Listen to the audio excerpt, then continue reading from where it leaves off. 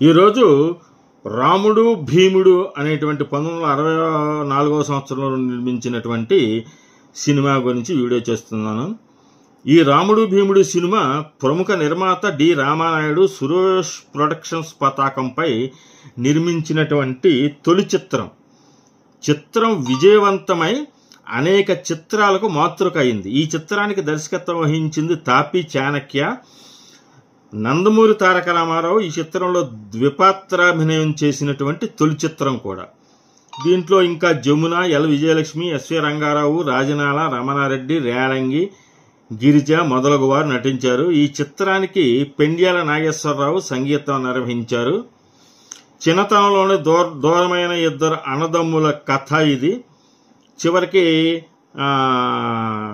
అంటే అంతా కూడా చక్కగా వినోదంగా ఉంటుంది. చివరికి ఎలా కలిశారు అనేది దాంతో ఈ చిత్రకథ సాగుతుంది.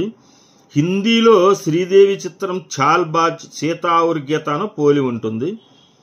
దీంట్లో పాటలు ఉందీలే మంచి కాలం ముందు ముందున శ్రీశ్రీ గారు రాసినటువంటి చాలా ఫేమస్ అయిన పాట. ఘంటసాల పి సుశీల పాడారు. ఇంకొకటి కొసరాజు గారు రాసింది దేశమ్ము మారిందోయ్ కాలమ్ము మారిందోయ్ అనే పాటను ఘంటసాల పి సుశీల పాడారు. అదే నాకు అంతు తెలియకున్నది ఏదోలాగు మనసు లాగుతున్నది సినారే రాశారు. గానం ఘంటసాల పి సుశీల.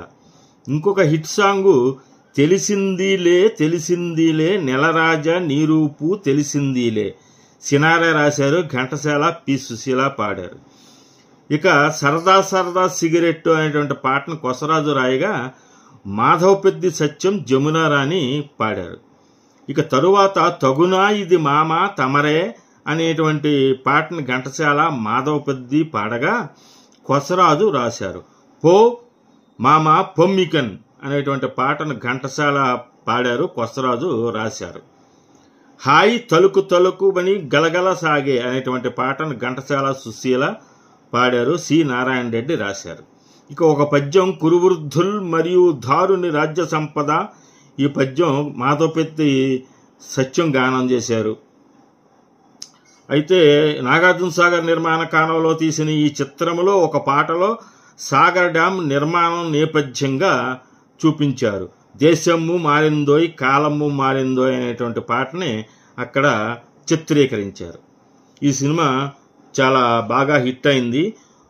ఒక్కొక్క చోట ఎన్టీఆర్కి డూప్గా నటుడు సత్యనారాయణ నటించాడు. అది ప్రేక్షకులు గుర్తించేస్తారు. అయినా సరే చాలా